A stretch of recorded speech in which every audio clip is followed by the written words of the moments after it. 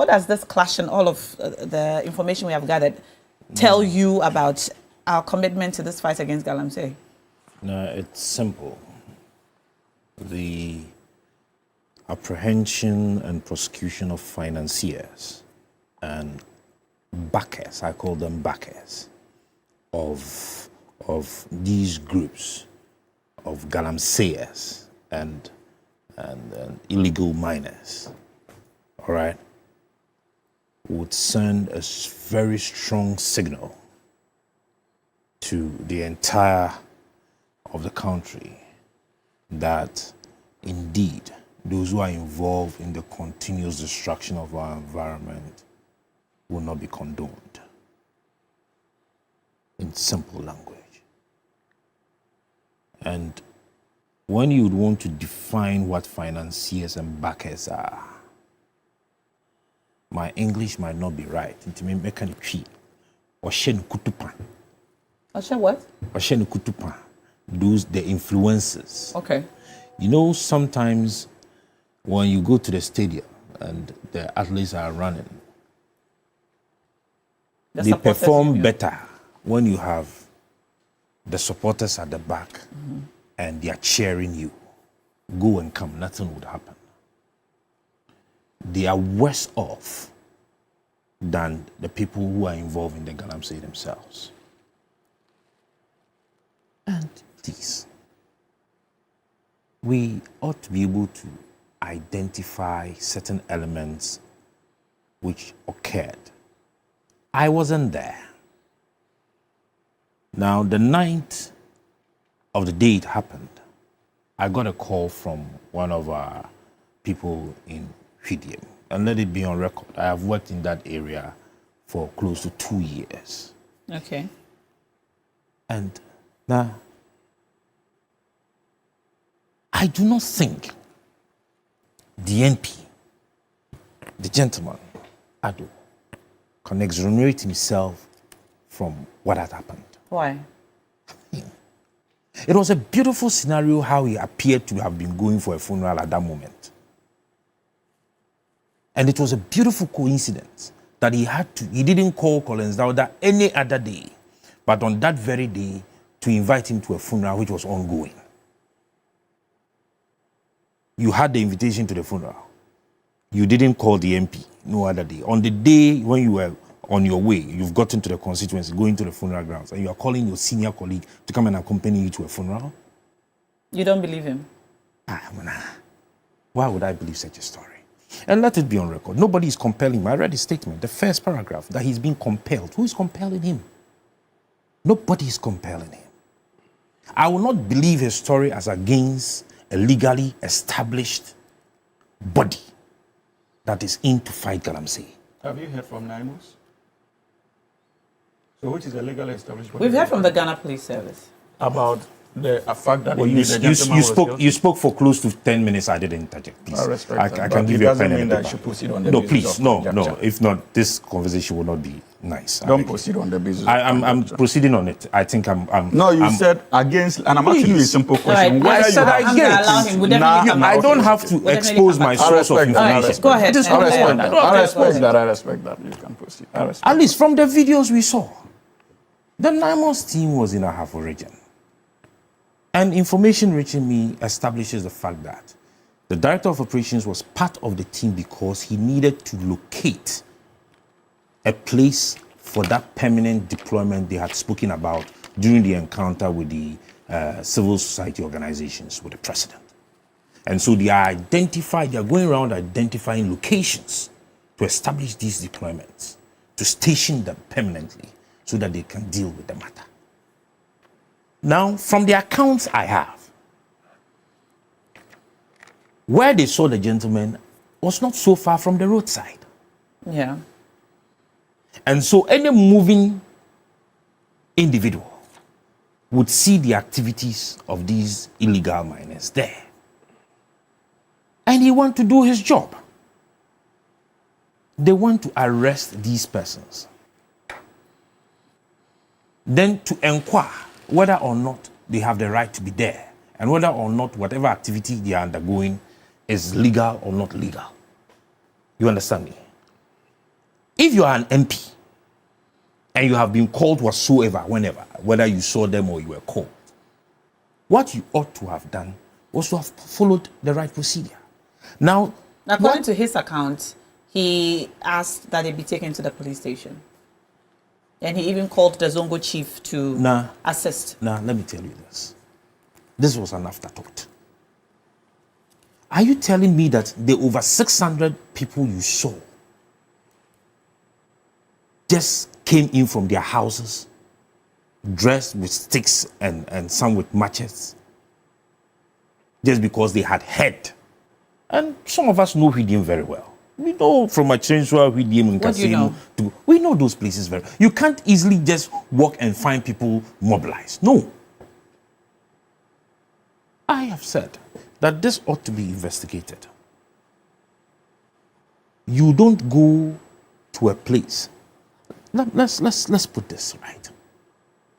Did he have any right to even have confronted the director of operations? He says that he saw that there was chaos. What chaos? And so he called Honorable Collins Dowda to inform him, who subsequently told him to go and inquire. Is Collins Dowda a police? Well, if you have the member of identified or for the you area. sense police, I mean, if you are telling me that the executive is different from the member of parliament, to what influence did he even have? It took the Zongo chief.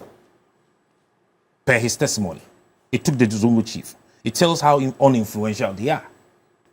If it had to take a Zongo chief, the most, an opinion leader, if it has to take a pastor, a Zongo chief, or a traditional ruler. But the member of parliament was not in the country. So the first thing he should have done was to have gone to the police to report that I identify chaos here. So he should have driven on without stopping. To what extent? I mean, realistically, let's be realistic. have a fair analysis of the situation. I'm being very fair. The member fair. of parliament, he was driving down the road and saw chaos. When there is chaos here, do you first call in your security or you go and look for your general manager and call him? Oh, you're asking me? Of course, we have a conversation. No, this is a different situation. You're driving down the road as a member of parliament. I am not. And you have just been on the phone with the member of parliament of that area. Which just I doubt, been on the phone with him. Of course. That's what he said. That's what he said. That's his and then opinion. you see that That's there's chaos in his constituency. So you just say, oh, I've seen this. And he says, oh, just go and see what's happening. You don't think that is a possible scenario. You think it's all a cooked up story. And so at the site, all of a sudden you find a gentleman called Alex driving in. You find another person who was in a Range Rover coming. Alex is the alleged owner of the site. Yes. Who was and then called you find to come. another person so that's a different in thing. the Range Rover also drive in all of a sudden. And then when they inspect their cars, you are able to find some of these things that they found. And you think that it was just a mere coincidence. You think he's connected to all of that? Let's join them together. And let's be real and honest. I put on my social media, I said that when it happened and I heard it, I said the Speaker of Parliament would have to do us a favor. He doesn't have to wait for the police to write to him.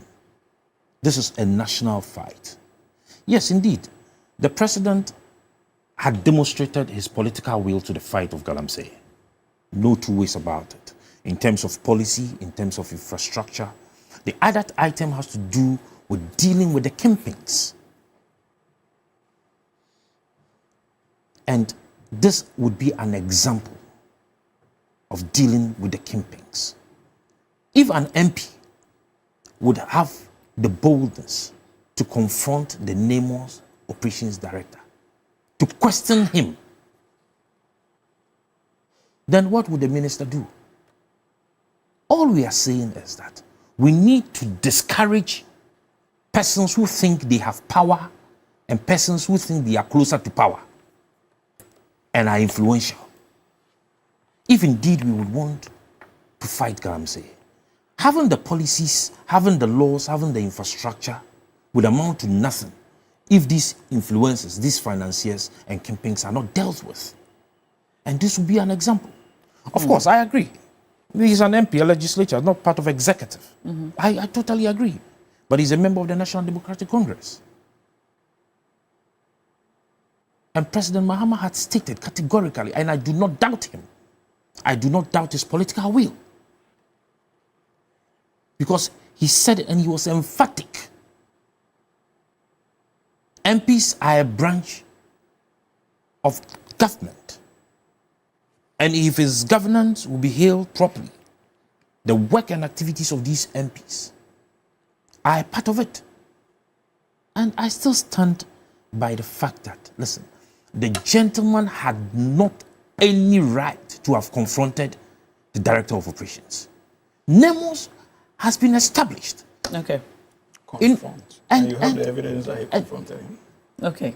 That is what you should leave for the investigative bodies to handle. Myself and you. Then we shouldn't comment. That kind of comment. No, I am not above it. I'm not above on what basis, it. For this matter, on what basis do you? What evidence do you have to suggest that indeed there's evidence? When I'm talking, you interject.